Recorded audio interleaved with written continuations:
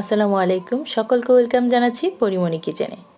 আজকে আমি বড়ইয়ের টক ঝাল মিষ্টি আচার তৈরি করব। আর আজকের আচারটা আমি শুকনো বড়ই দিয়ে করব না।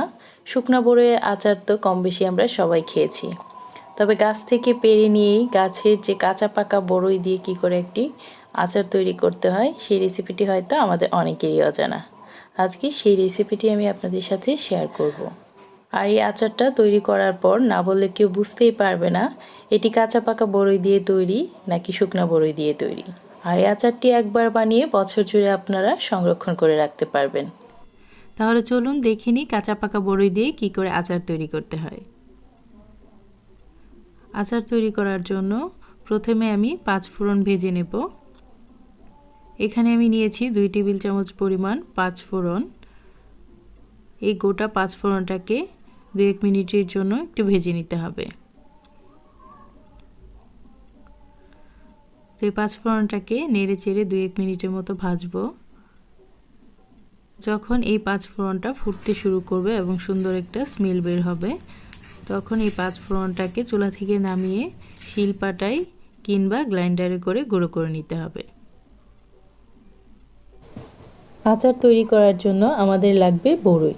আমি এখানে 1 কেজি পরিমাণ কাঁচা পাকা বড়ই নিয়েছি। বড়ইটাকে আমি ভালো করে ধুয়ে পরিষ্কার করে নিয়েছি, আর বড়ইয়ের মধ্যে যে বোটো থাকে সে বোটোটা ফেলে দিয়েছি। এখন আমি আচারটা তৈরি করে নেব। আচার তৈরি করার জন্য চুলায় আমি একটি প্যান বসিয়েছি, আর এর মধ্যে দিয়ে দিচ্ছি 1/2 কাপ পরিমাণ সরিষার তেল। আচার তৈরি করতে গেলে অবশ্যই সরিষার তেলটাই ব্যবহার করতে হবে। তো এখন তেলটা একটু গরম হয়ে এলে এর মধ্যে আমি দিয়ে দিচ্ছি 4টি শুকনো মরিচ। 2টো মরিচ আমি আস্ত দিয়েছি, আর 2টো মরিচ একটু মাঝখানে ভেঙে দিয়ে দিচ্ছি। এখন এই শুকনো মরিচটাকে হালকা ভেজে নেব। শুকনো মরিচটা হালকা ভেজে নেওয়া হয়ে গেলে এর মধ্যে আমি দিয়ে দিব 1 চা চামচ পরিমাণ গোটা 5 ফোড়ন। যেহেতু আমি এই আচারে ভাজা 5 ফোড়নের গুঁড়া ব্যবহার করব, তাই আমি 1 চা চামচই নিচ্ছি।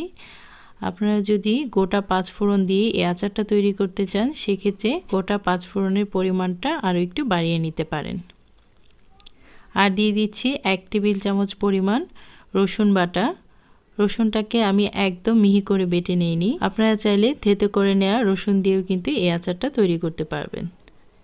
এখন এই গোটা মশলাগুলোকে 1.5 থেকে 2 মিনিটের মতো একটু ভেজে নিতে হবে। ভেজে নেওয়া হয়ে গেলে আগে থেকে ধুয়ে পরিষ্কার করে রাখা বড়ইগুলো দিয়ে দিতে হবে। বড়ইগুলো দিয়ে দেওয়া হয়ে গেলে এর মধ্যে অল্প মশলা দিয়ে দিব। দিচ্ছি 1/2 চা চামচ পরিমাণ হলুদের গুঁড়ো, আর দিচ্ছি 1.5 চা চামচ পরিমাণ লাল মরিচের গুঁড়ো। দিচ্ছি স্বাদ মতো লবণ, আর দিয়ে দিচ্ছি 1/2 কাপ পরিমাণ চিনি। চিনিটা যেহেতু সবার ঘরেই থাকে, তাই আমি চিনি দিয়ে আচারটা তৈরি করছি, তবে আপনারা চাইলে গুড় দিয়েও কিন্তু এই আচারটা তৈরি করতে পারবেন। এখন এই বড়ইগুলোকে মশলাগুলোর সঙ্গে ভালো করে নেড়েচেড়ে মিশিয়ে নিতে হবে। এখানে চিনি আর লবণ অ্যাড করার জন্য বড়ইয়ে এক প্রকার পানি উঠে আসবে, আর সেই পানি দিয়ে আমরা এই বড়ইটাকে সেদ্ধ করে নেব। আমরা যেহেতু এই বড়ইয়ের আচারটাকে সংরক্ষণ করে রাখবো, তাই এই আচারে কোনো রকম পানি অ্যাড করা যাবে না। তো এখন আমরা ঢাকনা দিয়ে ঢেকে এই বড়ইটাকে সেদ্ধ করে নেব 5 মিনিটের জন্য। আর এই পর্যায়ে চুলার আঁচটা কিন্তু লোতেই থাকবে। লোতে রেখে বড়ইটাকে সেদ্ধ করে নিতে হবে। 5 মিনিট পর দেখতে পাচ্ছেন অনেকগুলো বড়ই সেদ্ধ হয়ে গেছে, সেদ্ধ হয়ে একদম গলে গিয়েছে।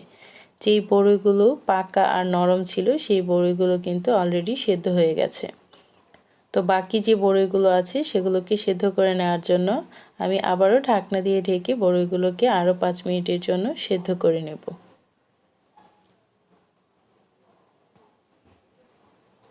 আবারও ফিরে আসলাম 5 মিনিট পর। এই পর্যায়ে কিন্তু সবগুলো বড়ই একদম সেদ্ধ হয়ে গেছে। এখন এই বড়ইগুলোকে আর ঢাকনা দিয়ে ঢাকার কোনো প্রয়োজন নেই। এখন নেড়ে চেড়ে অনবরত এই বড়ইটাকে জাল করে বড়ইয়ের যে পানিটা আছে সেটা শুকিয়ে ফেলতে হবে। আর এই পর্যায়ে কিন্তু চুলার আঁচটা মিডিয়াম টু লোর ভিতরেই রাখতে হবে। যেহেতু আমরা কাঁচা বড়ি দিয়ে আচারটা তৈরি করছি, তাই নিচ থেকে পোড়া লেগে যাওয়ার চান্স থাকে। তাই অনবরত নেড়ে চেড়ে কিন্তু এই বড়ইয়ের পানিটা শুকিয়ে ফেলতে হবে। আর নাড়তে নাড়তে একটা সময় দেখা যাবে এই বড়ইয়ের কালারটা অনেকটাই চেঞ্জ হয়ে এসেছে, সেই সাথে পানিটাও শুকিয়ে এসেছে। তো যখন এরকম পানিটা শুকিয়ে আসবে তখন এর মধ্যে অ্যাড করে দিতে হবে ভিনেগার। আমি এখানে 3 টেবিল চামচ পরিমাণ ভিনেগার অ্যাড করে দিচ্ছি। যেহেতু আমরা আচারটা বছর জুড়ে সংরক্ষণ করব, তাই ভিনেগারটা অবশ্যই এখানে অ্যাড করতে হবে। আর আপনারা যদি আচারটা তৈরি করে সাথে সাথে খেয়ে নিতে চান কিংবা 4-5 দিন রেখে খেতে চান, সেক্ষেত্রে কিন্তু এই ভিনেগারটা অ্যাড করার কোনো প্রয়োজন নেই। যদি বছর জুড়ে সংরক্ষণ করতে চান তাহলে অবশ্যই কিন্তু এই ভিনেগারটা অ্যাড করতে হবে। তো ভিনেগারটা দিয়ে আবার আচারটাকে একটু নেড়ে চেড়ে দিচ্ছি।